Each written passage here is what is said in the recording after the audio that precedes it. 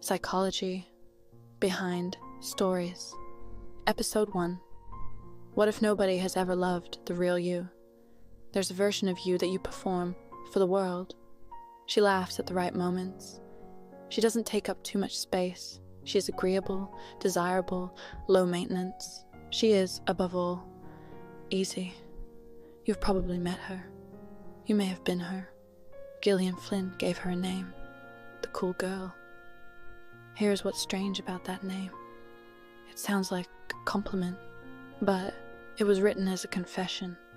And underneath this confession, if you look closely enough with the right kind of light, it reads like a clinical case study in one of the most quietly devastating things a human being can do to herself. She can perform herself out of existence.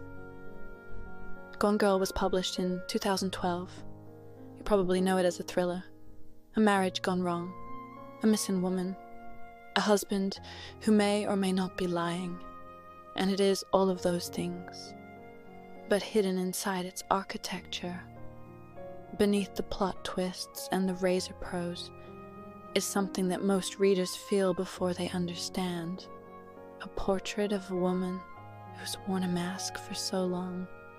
She has forgotten what her face looked like underneath. Let's talk about that. In 1960, a British pediatrician and psychoanalyst, Donald Winnicott, proposed something that sounds simple and turns out to be one of the most unsettling ideas in human psychology.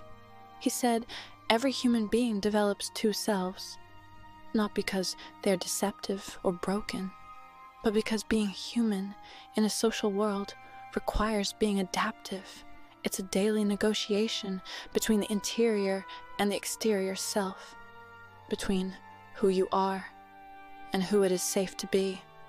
Winnicott called the first self the true self. The true self is spontaneous. It has opinions. It didn't rehearse.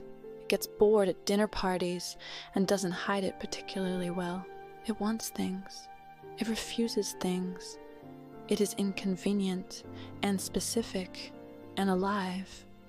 Winnicott believed this was the only self capable of genuine creativity, because it is the only self that is genuinely real. And then there is the second, false self. It is not a villain. Well, not exactly. It begins as something almost tender, a child's early genius for survival. When a small human discovers that expressing her true self produces anxiety or withdrawal, or the particular coldness of a parent who needed something different from their daughter, she adapts. She builds a self that fits, a self that is acceptable, legible, safe to love, and for a while, sometimes for decades, it works beautifully. Amy Dunne never stood a chance. She was born to parents who loved her in their way, but who also turned her childhood into a book series.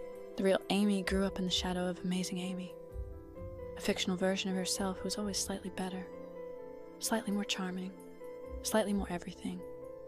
The message, delivered gently and repeatedly and absolutely, was this: the real you is good, the performed you is better. So Amy performed. She performed all the way into adulthood, marriage, and all the way into the cool girl, a character so precisely calibrated to male desire that she barely had a seam. She liked the right things. She laughed at the right things. She made it all look, in Flynn's immortal phrase, like she just fell into being wonderful. Here is the psychological term for what Amy was doing. It's called false self-presentation. And it is not the same as lying. Lying is conscious. Lying knows what it is covering up. False self-presentation goes deeper. The performer begins to believe in the performance. She stops being able to locate with any certainty the place where the act ends and the actual person begins. Psychologist Jennifer Campbell called this self-concept clarity, or more precisely, the absence of it. In 1990, she began studying people whose sense of self was unstable, not stupid, unaware, or mentally ill, just uncertain. People who, when asked to describe themselves, gave answers that shifted depending on the room they were in, depending on who was watching. Low self-concept clarity correlates positively with higher anxiety, depression, a chronic low-level grief that is difficult to name because its source is difficult to locate. The grief of being unseen, even by the people who love you most, because you have made absolutely certain they would never see the real thing. There is a structural problem with living inside a false self. It requires maintenance. It also needs someone on the other end to receive the performance, to reflect it back, to make it worth the cost.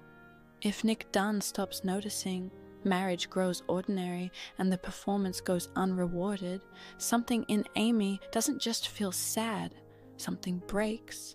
In psychoanalytic terms, this is called a narcissistic injury, not narcissism in the way we throw that word around, not vanity, not selfishness, but something more precise and very painful, a wound to the self-structure, the moment when the architecture you have spent your entire life constructing reveals that it was built on the wrong foundation.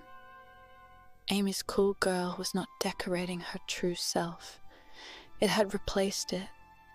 And when it failed, when Nick looked through it rather than at it, Amy didn't just feel unloved, she felt annihilated. What follows in the novel is madness, yes. It is a thriller after all. But Flynn is precise about the psychology underneath the chaos. Amy's rage is not irrational.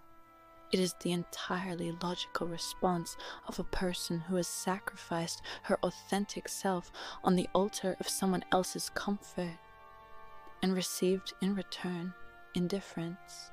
She didn't just perform for him, she performed to herself, trying to become someone she could finally love. Here's where I want to pause and ask you something, because Amy Dunne is fictional, but the psychology she embodies is not. Research on authenticity by Kernis and Goldman, among others, consistently shows that people who operate primarily through a false self report lower well-being, less satisfying relationships, a persistent sense of invisibility in their own lives. Not because they are weak, but because genuine connection requires genuine self-disclosure, and you cannot be truly known while wearing a mask. Winnicott's question, the one he returned to throughout his career, was not whether you have a false self. You do. We all do. The question is whether your true self is still accessible. Is it still present in your closest relationships? Still the one making your real decisions? Or has the performance been running things for so long that you've quietly forgotten what it felt like to simply be? Gone Girl never really answers that question. Instead, it leaves you alone with it. Because Amy Dunne isn't frightening because she's extreme. She's frightening because she's recognizable. Not in what she does, but in what she reveals. The part of us that has, at some point, edited ourselves for approval, softened an opinion, forced a smile, became a little easier, a little smaller, a little more like what someone else wanted. That's why the cool girl monologue feels less like a speech and more like a confession.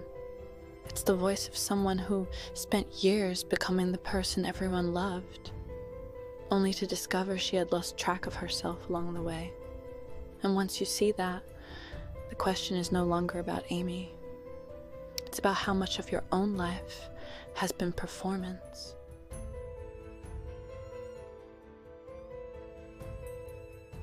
This is psychology behind stories. We use literature as a case study, not to review books, but to examine the human behavior that lives inside them. If this made you think, you know what to do. Like and subscribe, and see you next time.